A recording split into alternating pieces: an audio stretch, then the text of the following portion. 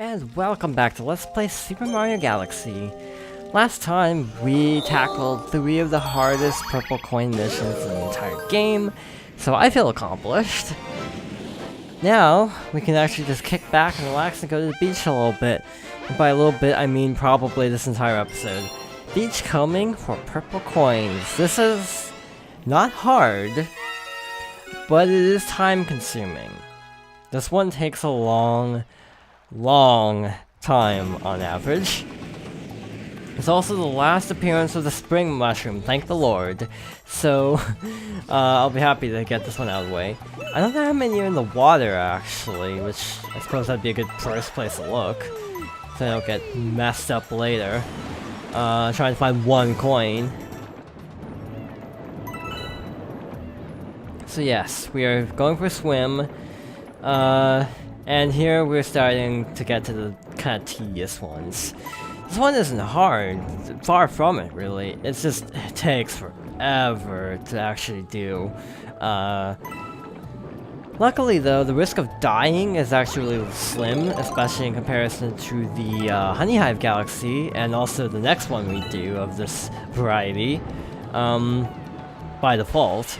But I actually discovered Dusty Dunes purple coins also isn't timed, which is actually news to me.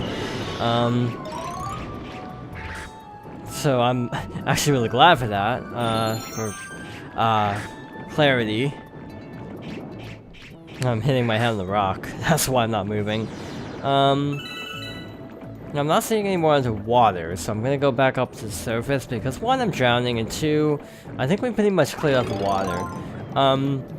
I feel like this level is a little bit Banjo-ish, because it's basically collecting 100 obscure collectibles in kind of an open level rather than just sort of a linear arrangement like such as the Good Egg Galaxy was pretty linear. Honey Hive 2 was actually not too bad in terms of structure. Here's our first really big open one, which is stressful to me. I'm good at this game, I would say, based on, well, the last episode. Even though Toy Time took a little bit of time, I think I overall performed pretty well in the last episode. But again, this one just has the problem of not really being so much skill as just hope you happen to stumble upon the one thing you're supposed to stumble upon. Luckily, we are confined to the main island. We don't have to go to like the ice waterfall. We'll get plenty of that free flame. Thank you very much. But this also reminds me a little bit of Sunshine, with the blue coins of Gelato Beach. Gelato, I never know how to say that. I don't know why, but I think it's the tropical atmosphere and coin collecting, hunting for one coin in a ocean, basically.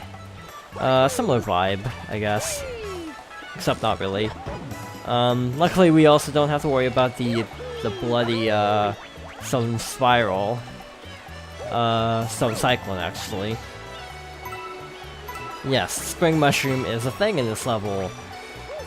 But luckily we don't have to do precision platforming with it, so that makes it a whole lot easier. This also reminds me of Super Mario Sunshine, the penguin and the tree, because there'd always be so much stuff hidden in trees in that game.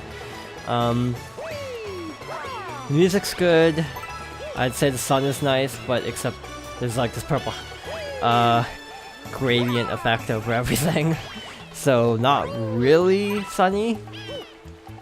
Gradient, I've discovered, is really hard to actually pull off. And have it look really smooth. At least drawing on a Wii U, I guess. Maybe I should clarify. Maybe drawing on other art programs, it wouldn't be so bad. By the way, you can also jump off the ledge, so don't do that. I'm gonna save these coins. No, wait, I should get them now, because I think the star appears on the top of the level. Why are my controls, like, oddly backwards? Okay, there we go. Yeah, sometimes the controls get really weirded out when switching mediums of, like, level. It gets really weird. Again, I don't remember that happening nearly as much in Galaxy 2, so when we eventually get to Galaxy 2, it shouldn't be that bad. I was actually thinking about maybe skipping ahead with Galaxy 2 and maybe showing one of the end game levels for a special. And oh boy, it would be a special, alright. But then it also occurred to me it creates the awkward dilemma of what do I do when I eventually have the Let's Play. Do I Let's Play this hell level a second time? Because I really don't want to say I've beaten this level 4 times in my life. I mean, that'd be a nice accomplishment, I just don't want the pain of it. This is actually going really fast, by the way. I've had runs of this take way longer, so if you think this is tedious, this is actually going really quickly, for me, at least. I'm no expert. I think I'm pretty good at the game, but again, I wouldn't say I'm an expert. And honestly, this one just takes forever. It really does. Now, I don't know if there's anything on top of this tree. There is, I think. I'm actually amazed I made that jump. Okay, so here, we need to use the vine to our advantage. Gotta do... Okay, see, I was trying to do a side flip, but for some reason Mario decided to do like a 360. And it's something that's a carryover from 64 that I'm really not a fan of, to be blunt. Mario did that a lot in 64. I kind of wish it was fixed in this game. Okay, so that's some more coins in our collection. Speaking of which, because I made the Banjo comparison already, something that's actually occurred to me is that the new Mario game, Mario Odyssey, which comes out I think in like 2 days from when this video goes up, 2 or 3 days, I don't remember exactly. This goes up on like the 15th, so I think 2 days. One thing that I find fascinating about the game is it reminds me of Banjo-Kazooie, and I mean that in the best possible way. Sort of more open levels, sort of more NPC interactions to get collectibles, the 100 coins in each world. It just gives me such a Banjo-Kazooie vibe, and it makes me really happy because you got Ukulele, we got Hat in Time, we just got a lot of really solid sort of Banjo-ish platformers. It just makes me happy because it's a genre I grew up with Sunshine, and to some extent 64. So I'm really happy to see him making a comeback, in whatever capacity that is making a comeback. I think I've talked about this before though, but I like 3D platformers. They died out, which is actually fascinating to me how gaming trends work. I'm pretty sure you can wall jump with these in the main story, but I guess they make it so you have to use the spring mushroom, which is a little bit lame. Okay, where was I? What was I talking about? I don't have a clue what I was talking about. 3D platformers, that's right. It's interesting to me how games go through certain cycles. For example, we went through a period where indie games were like really hated as being really stupid, and now like all the best games every year are indies. Like, except this year, because Breath of the Wild. But like, I really can't think of a really super big indie before the year, like, 2010-ish, 2011-ish. And that's not even saying that there were that many big indies. I think Fez and Braid were out, like, 2011. But those were kind of more cult. Honestly, now I may be completely misspeaking here. I apologize if this is just flatly wrong. But in my opinion, indie games really became a thing after Shovel Knight. Like, indie games were a thing a lot longer. Again, like I said, Fez and Braid spring to mind, but like, it feels like the indie scene just blew up after Shovel Knight, as everyone wants to be the next Shovel Knight to some extent, and no one has actually been able to be the next Shovel Knight. Because it's a very unique game in how good it is, and it's good in a unique way. But hey, that only took 10 minutes. Or 9 minutes, so that wasn't too bad. I was rounding up and I was like, wait, actually, because I'll cut out the intro for syncing, so it's gonna be more like 9 minutes. Similarly, we went through a big time mostly during the 6th gen, where you just didn't see hardly any 2D platformers. And then we got too many 2D platformers. Thanks, Nintendo. Again, I don't mind Nintendo games. But once they get on a roll with something, they have a hard time backing off. That's my big complaint about Nintendo, is sometimes they don't exactly know when to quit. Quit while they're ahead, kind of. I would like to get Dusty Dune out of the way, and also Ghostly Galaxy, because those are the last two I would consider difficult. Melting Molten takes a ridiculously long time, as is Freeze Flame, but they're not difficult. They're just kind of tedious. Gusty Garden's also, let's see, there's Gusty Garden, Ghostly. I'm trying to think of other timed ones. This might be the last timed one, actually, other than Ghostly. This takes place in the little hedge maze.